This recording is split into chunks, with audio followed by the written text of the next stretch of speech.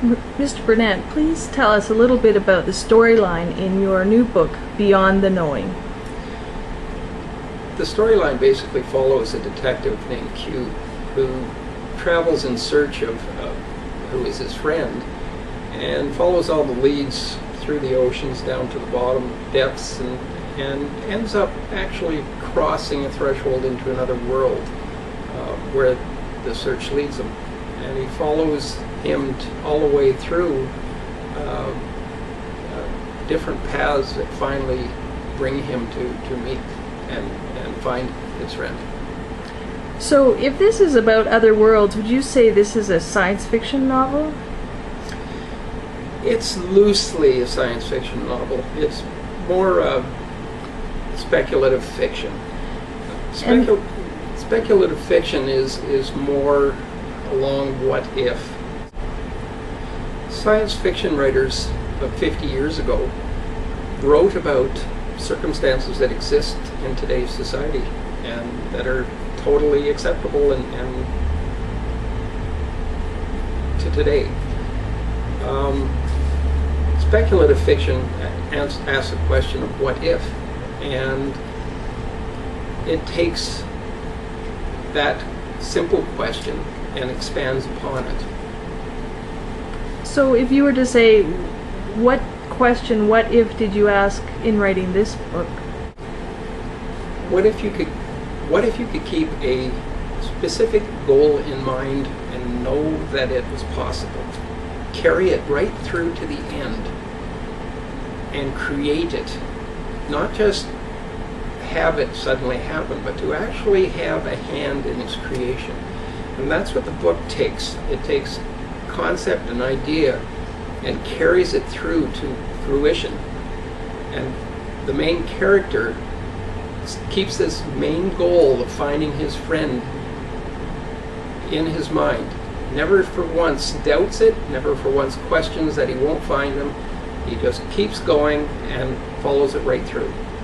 Well, that's interesting. We're curious to know why you have chosen Hay House and why you would enter this book in that competition. I chose Hay House because it's very much on the leading edge of self-awareness, self-realization, self-actualization, and creating one's future. And the whole concept of my book is built upon that, to take something and create it, and know that by keeping it in mind and knowing that it's going to happen, that you can. So, I mean, the thinking today would be that if we work hard enough, that we could create whatever we want. It's not just a matter of working hard enough. The whole thing is that you can work hard all your life, but if you don't have a direction, if you don't see that this is possible, that you can create it, you can work as much against yourself as for yourself. So it's working and knowing and keeping in mind that this is going to happen. So it sounds like you've applied that principle to the writing of your books. I very much have.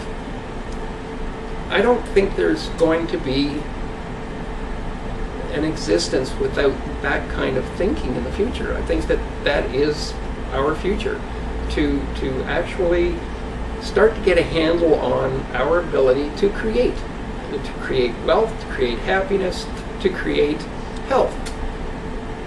So to say that there's a future world and not have it included, it to me does not make sense. It sounds like you've created these books. I have several.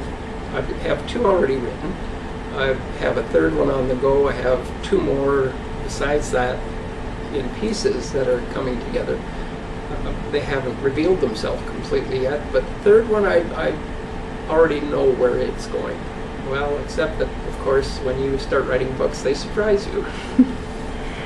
And so if a person really loved this book, Beyond the Knowing, could they spend more time with the characters in the future?